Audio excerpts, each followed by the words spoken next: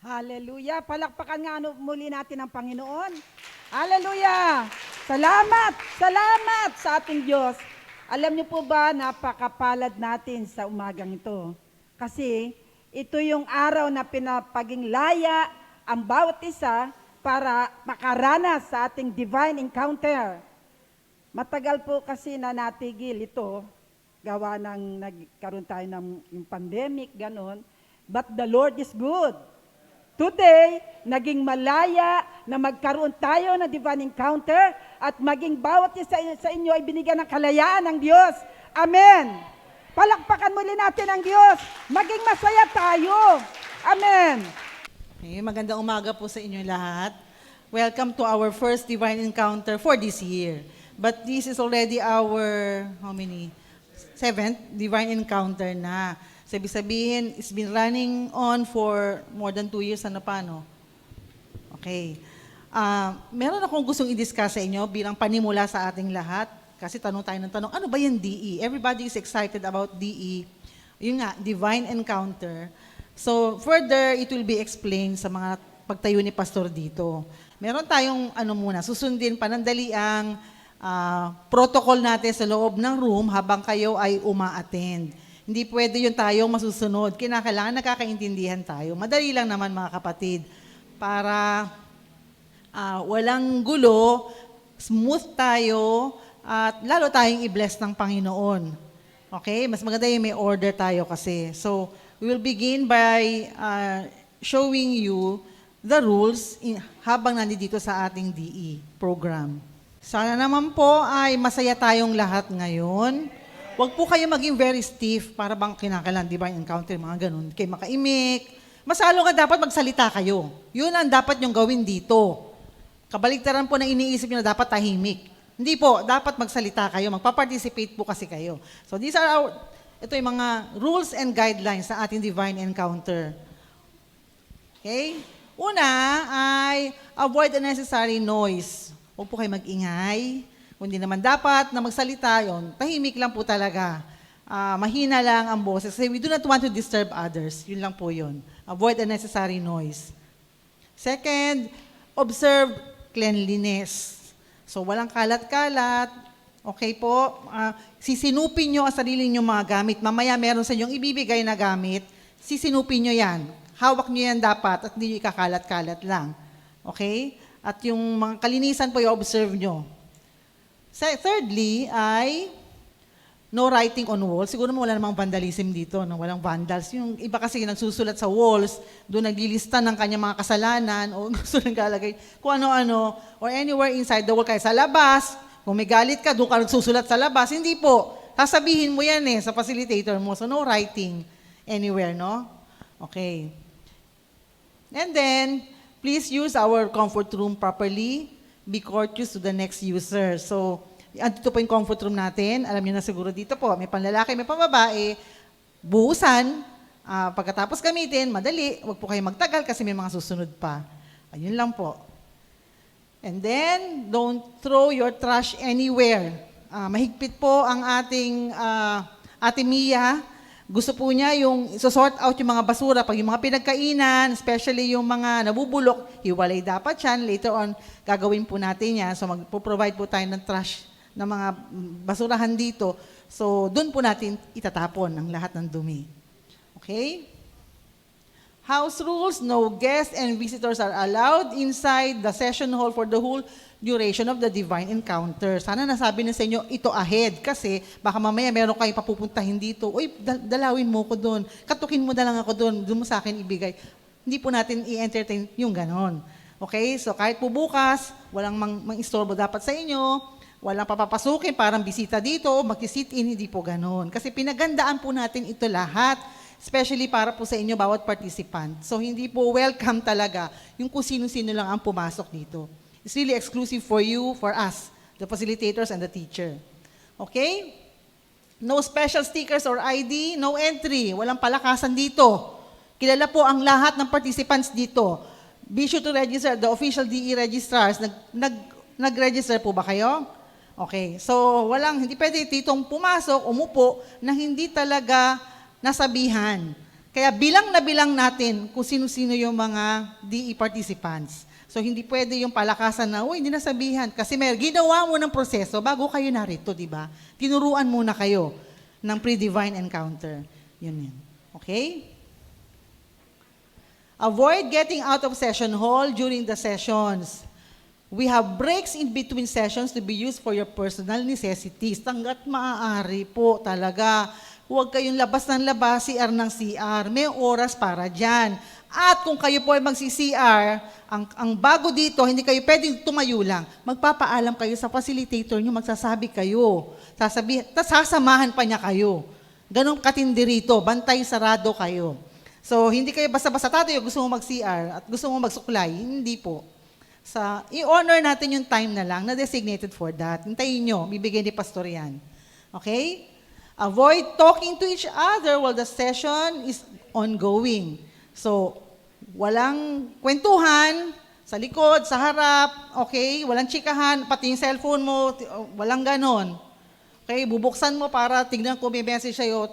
Panandalian lang po, please lang, ibigay natin ang oras na ito para sa Panginoon. Para din sa inyo. Okay? Be on time for every meeting. So, sasabihin ni Pastor, 10 minutes lang ang break. So, dapat balik kayo agad within 10 minutes. So, huwag nyo hintayin, no? Hindi pa naman tinatawag ni Pastor, pwede pa siguro mag-extend. Hindi. Dapat, andyan ka. Disiplinado po tayo dapat lahat dito. Okay? At huwag magpapalate. Kahit bukas na naman, huwag kayo magpalate. Kasi ganyan, maraming lalate. But tomorrow, after the service, immediately we will start. So, please, walang lalabas at babalik na lang. Dire-diretso na tayo bukas. Okay? Be submitted to the authority over you. Sino ba yung authority over you? Sa tingin nyo? Lumingon kayo sa tabi nyo. Sino yan? Yan ang inyong facilitator. Siya ang authority over you at the moment. Siya yung leader mo kasi. And then, the rest, yung mga ditong mga nakatayong magaganda, gaya ni Pastor Rene, and yours truly, and Ate Mia, and Pastor, and the rest, yon yung mga authority. Susunod lang kayo. Okay? Huwag kayong mabahala. Hindi kayo mapapahamak. Tutulungan kayo nila at mapapabuti ang ating mga buhay as we obey them. Amen. Observe the rule of silent night during night sessions. Hindi naman tayo masyado gabing-gabi, no? Pero talagang mas dapat hindi tayo maingay sa gabi. Hindi naman natin gagawin yon na mag-iingay talaga, no? Okay, so yun lang. Meron pa. Ayan, ito yung importante kasi talagang ito yung rampant sa atin. Ngayon pa lang, pwede bang pakinggan nyo na, labas nyo po ang mga cellphone nyo para gawin nyo na, turn off your cellphones during sessions. Ngayon na, turn it off. Participants and facilitators. Also, no laptops, cameras, kuha-kuha ng picture para may souvenir kayo. Wag muna, bayaan nyo yung authorized lang nating kumuha ng picture. Ang tatayo-tayo para kumuha, hindi po kayo. iPads or any gadgets in the session hall. Wala yan, hindi allowed yan. So okay na, sarado na. Wala tayong marinig dito na tutut dito ha, na nagri-ring. O kaya kukunin mo yung cellphone mo, sisilipin mo kung mamaya na lang sa break. Okay? Pwede nyo tignan yan. Okay, participants should be present in all sessions. When you miss even one, you cannot come back to the encounter. Ang higpit, ano? Ibig sabihin niya, pag na-miss mo yan, na okay lang, mag-makeup na lang ako. Talagang mahigpit tayo dito. You really have to go through all the topics. Okay? Kaya talagang pinag-pray natin ito, sinabihan kayong mabuti, binilinan kayo para talagang andito kayo sa lahat ng sessions. Wala. Bukas, hindi muna ako attend yung isang session, late na ako darating, wala pong ganon. Dapat lahat ay ma-attendan ninyo, all the sessions. Amen. So, ito, ewan ko kung nagawa ninyo, kung nabilinan kayo ng inyong mga leaders, bring your Bible, notebook, and pen to every session. In every session, I mean, may dala kayo notebook and pen at Bible. Sana. Kaya lang yung cellphone nyo, kung yun ang Bible nyo, pwede naman paano. Huwag lang yung para silipin yung messages natin. Okay? Just be honest. Ganun lang ang gawin natin. Pwede nyo gamitin yung telepono nyo kung ando doon ang Bible app nyo. Okay? Don't minister to your co-participants. Huwag kayong magmagaling na, ayan, itong gawin mo, no? Itong ginawa ko. Hindi. Huwag. Okay? If you have problems, approach your facilitator. babae sa babae, lalaki sa lalaki. Lagi ang tanong sa leader mo, sa katabi mo. Yan, huwag kayong lumapit kay pastor, huwag kayong lumapit sa kakilala ninyo. Yung facilitator ninyo ang lagi nyong kausap dito all throughout the encounter. Okay?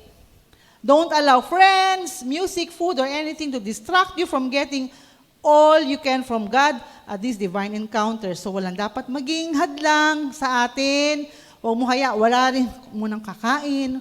Parang sinihan, wag muna kayong kumain. Huwag kayong munang, yung may music na iba-iba dyan, na gustong pakinggan, wala dapat maging distraction. Okay? Gusto natin maging full yung ating blessing na matatanggap sa Panginoon, kaya ganon. Okay?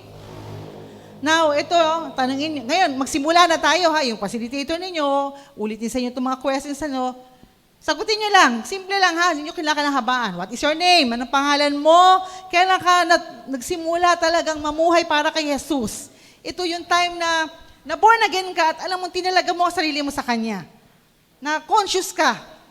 Okay? Kasi yung iba, nagtanggap nga pero baliwala. Pero yung totoong namuhay ka para sa Panginoon. Sagutin mo yan. Pangatlo, ano ang inaasahan mo sa Panginoon, sa buhay mo, ngayong divine encounter? Kung meron ka lang, ano kaya?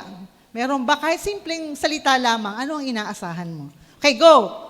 You have, ilang minutes lang ito, sandali lang ito. Sagot ha! Huwag kayo mahihiya, mga participants, sagot kayo.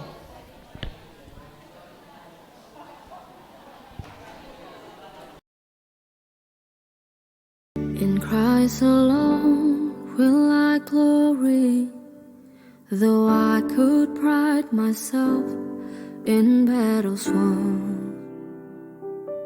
For I've been blessed beyond measure, and by His strength alone I overcome. Oh, I could stop and count successes like diamonds in my hands, but those trophies could not equal to the grace by which I stand. In Christ alone I place my trust and find my glory in the power of the cross. In Okay, dapat mga 2 minutes na lang. 2 minutes na lang. let it be said of me, my source of strength, my source of hope is Christ alone.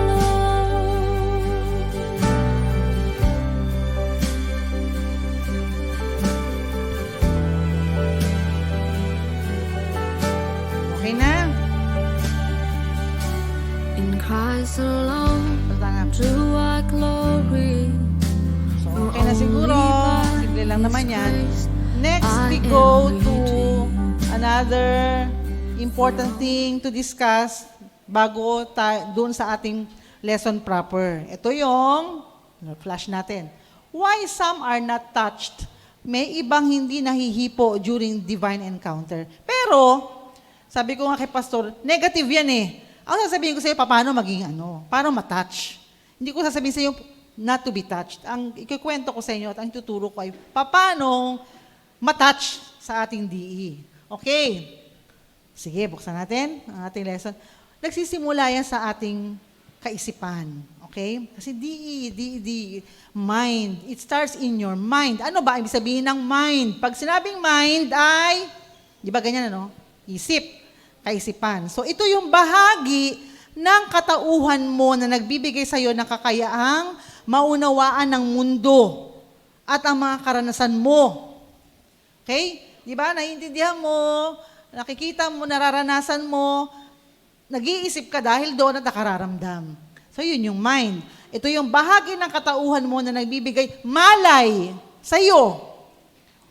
Ulirat o pagkaalam, pagkabatid o kaisipan. So, di ba? Alam natin yung mind. So, ang sinasabi, para ikaw ay hipuin ng Panginoon, magsimula kang isuko ang iyong kaisipan. Anong gagawin? Set your mind. Italaga mo na ang kaisipan mo na talagang ibigay mo na ang lahat-lahat sa Panginoon. Wala kang i-withhold dito. Talagang desisyon yan mind mo. You decide. Set your mind, empty your mind with preconceived ideas.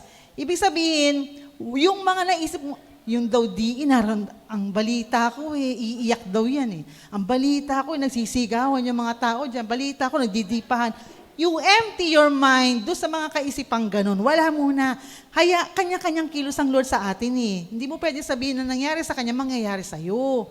Ang tanging gagawin mo lang, iset mo yung kaisipan mo sa Panginoon. Kaya ka nandito para magbigay luwalhati, itodo mo na. Okay? Itodo na natin para sa Lord. Kasi, kung meron kang mga baka-baka, yung mga ayaw-ayaw mo, magiging hadlang yan para hindi kilusin o hindi ka makakilos para sa Panginoon. Gaano man katotoo o tama ang iyong mga naririnig. Totoo yan. Pag may preconceived ideas ka, kahit totoo na sinasabi ni pastor, kahit magdidipa si pastor dito, wala pa din epekto sa'yo yan. So, dapat iset natin yung mind natin sa katotohanan. Okay? So, anong dapat mangyari? Mauhaw at magutom sa Diyos. Nakalagay yan sa Matthew 5:6. Sabi dito, Blessed are those who hunger and thirst for righteousness, for they shall be filled. Pangako yan. Kung pinagpala daw ang mga taong nangauuhaw at nagugutom sa katuwiran, sila ay bubusugin ng Diyos. So gusto ko yan. Di ba gusto nating ma-fill up tayo, hindi yung konti lang kundi ang tanging parte mo lang naman, magutom at mauhaw sa katotohanan, sa katuwiran. At ikaw, ang pangako ng Diyos para sa atin ngayong umagang ito, bubusugin niya tayo. Amen? Okay. Ikalawa, bukod sa it starts in your mind, meron ding it starts in your heart. Puso naman. Pag sinabing, alam niyo ba yung puso, dito lumalabas yung mga nasasabi nating mga salita, galing sa puso natin yan Okay? Napoproseso sa ating mga puso.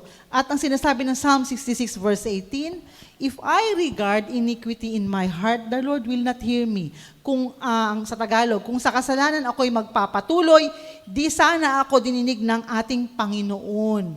Alam ng Lord, saktong-sakto ang laman ng ating mga puso. Itago mo man yan sa tao, ang Diyos na nakaalam ng laman ng puso mo. So, huwag kang magtago. Sabi ng maliwanag, Psalm 66 verse 18, If I regard iniquity in my heart, kung meron akong kasalanan sa puso ko, itinatago, the Lord will not hear me. Sayang ang gagawin mong prayer dito ngayon. So, if I were you, ibukas mo na ang puso mo, aminin mo na sa Lord kung may kasalanan dyan, kasi talagang magkakalkal tayo ng mga nakaraan dito para maging malaya.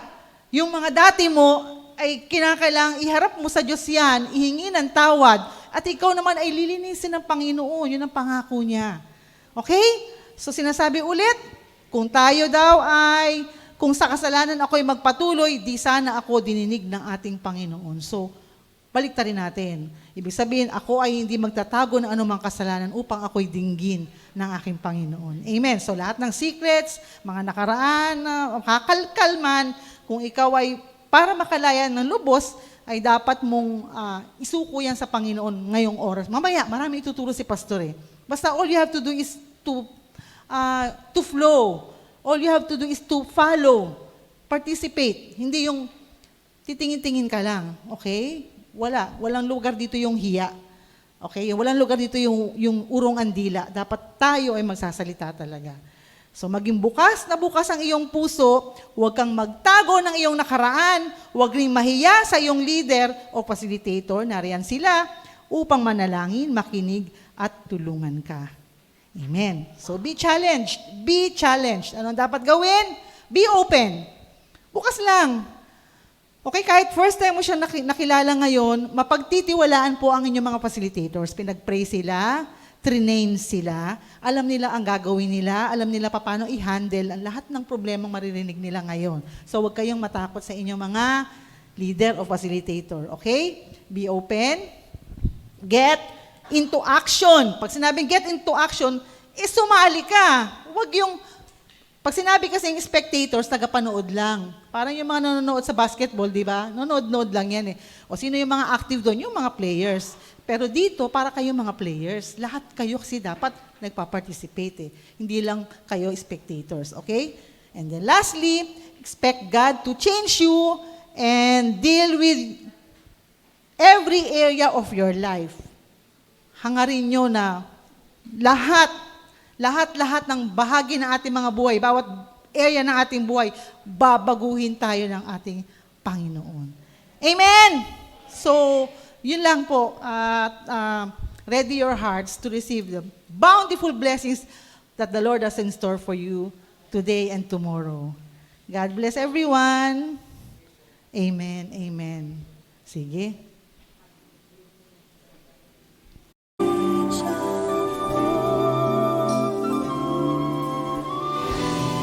Oh Lord, please touch me. My heart's so hungry. Lord is hungry for you. Touch me, Lord. I'm waiting for a touch from you, Lord. Holy Spirit, fall on me.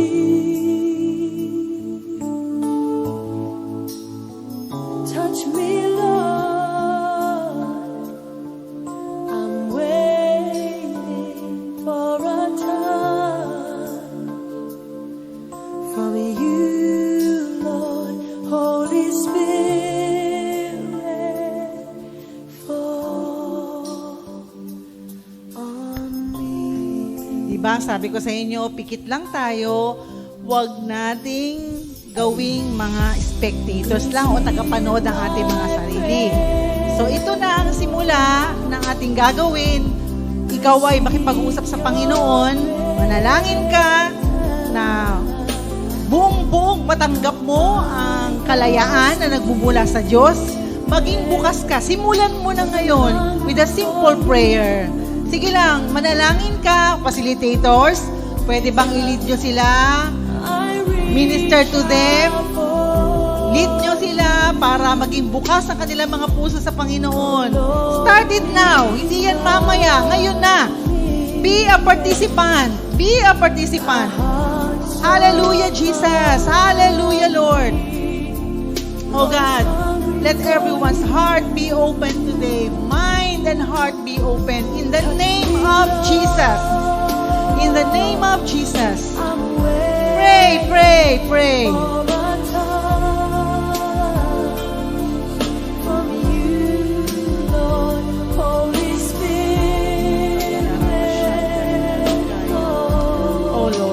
Everyone be touched. Everyone feel the love and assurance. Lord, give us an atmosphere that, of openness, an atmosphere of honesty and trust. Tiwala po sa mga facilitators ng mga participants na ito. In Jesus' name, oh God, give us the hunger and the thirst for righteousness. We want our prayers to be heard, oh God. Hallelujah, Lord Jesus, Jesus, Jesus.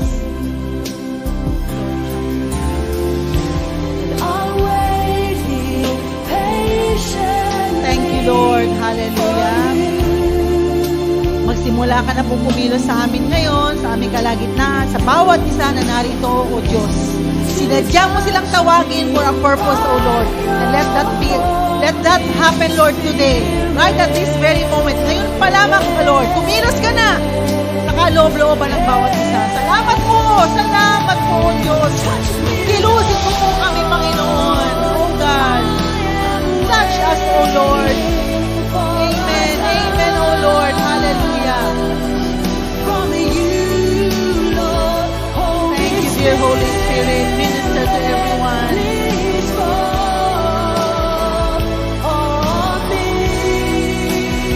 Thank you, God.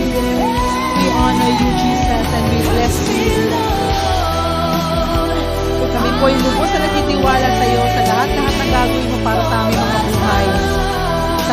po, Panginoon, niluluwalhati ka namin.